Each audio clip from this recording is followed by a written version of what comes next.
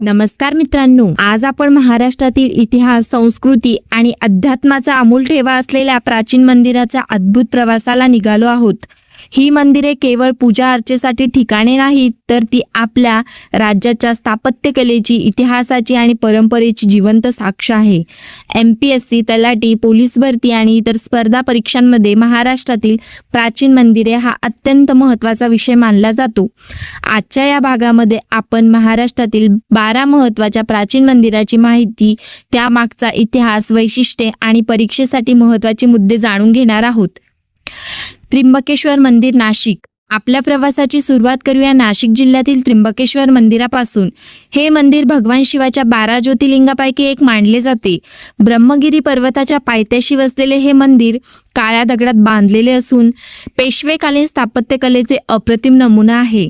या मंदिराजवळूनच गोदावरी नदी उगम पावते, त्यामुळे त्र्यंबकेश्वरला धार्मिकदृष्ट्या अत्यंत महत्त्व प्राप्त झाले आहे. येथे दर 12 वर्षांनी कुंभमेळा भरतो. देशभरातून लाखो भाविक येथे स्नानासाठी येतात. MPSC मध्ये अनेकदा प्रश्न विचारला जातो, गोदावरी नदीचा उगम कोठे होतो?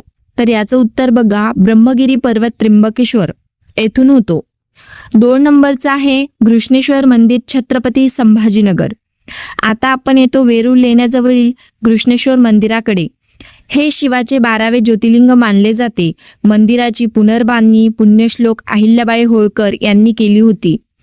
लाल दगडातील सुंदर कोरीव काम आणि प्राचीन हेमाडपंथी शैली हे या मंदिराचे प्रमुख आकर्षण आहे.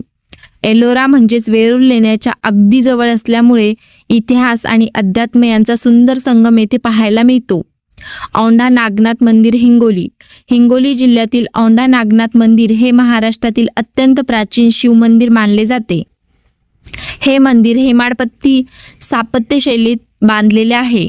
काही अभ्यासकाच्या मते हे पहिले ज्योतिर्लिंग असल्याचे मानले जाते. संत नामदेव महाराजांचा या मंदिराशी घनिष्ठ संबंध आहे. या मंदिराची रचना अशी आहे की मंदिरांचा काही भाग जमिनीखाली आहे. हे त्याचे विशेष वैशिष्ट्य मानले जाते. 4 नंबर बघा, महालक्ष्मी मंदिर, कोल्हापूर. कोल्हापूरचे महालक्ष्मी मंदिर म्हणजेच महाराष्ट्राचे श्रद्धेचे प्रमुख केंद्र. हे मंदिर करवीर निवासिनी अंबाबाई म्हणून प्रसिद्ध आहे. 3.5 शक्तिपीठांपैकी हे एक महत्त्वाचे शक्तिपीठ मानले जाते. चालुक्यकालीन स्थापत्यकला आणि मंदिरावरील सुंदर शिल्पकला पर्यटकांना आकर्षित करते. येथील सर्वात मोठे वैशिष्ट्य म्हणजे वर्षातून 2 वेळा सूर्यकिरणे थेट देवीच्या मूर्तीवर पडतात. या घटनेला किरणोत्सव म्हणतात. 5. पंढरपूर विठ्ठल मंदिर, सोलापूरमध्ये येतं.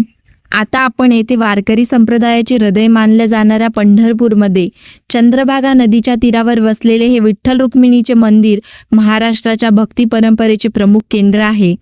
संत ज्ञानेश्वर, संत तुकाराम, संत नामदेव अशा अनेक संतांनी या मंदिराच्या माध्यमातून भक्तीचा संदेश दिला. दरवर्षी आषाढी आणि कार्तिकी एकादशीला लाखो वारकरी पायी चालत येथे येतात. या यात्रेला वारी असे म्हणतात. 6 नंबर बघा, तुळजाभवानी मंदिर, धाराशिव. धाराशिव जिल्ह्यातील तुळजापूर येथे असलेले तुळजाभवानी मंदिर महाराष्ट्राच्या इतिहासाची घट्ट जोडलेले आहे. हे मंदिर 3.5 शक्तिपीठापैकी एक आहे. छत्रपती शिवाजी महाराजांनी कुलदैवत म्हणून तुळजाभवानी देवी असे ओळखले जाते. असे मानले जाते की देवीने शिवाजी महाराजांना भवानी तलवार दिली होती. बालाघाटा पर्वतरांगामध्ये वसलेले हे मंदिर धार्मिक आणि ऐतिहासिकदृष्ट्या अत्यंत महत्त्वाचे आहे. 7. भीमाशंकर मंदिर, पुणे. आता आपण सह्याद्रीच्या घनदाट जंगलामध्ये वसलेल्या भीमाशंकर मंदिराकडे वळूया.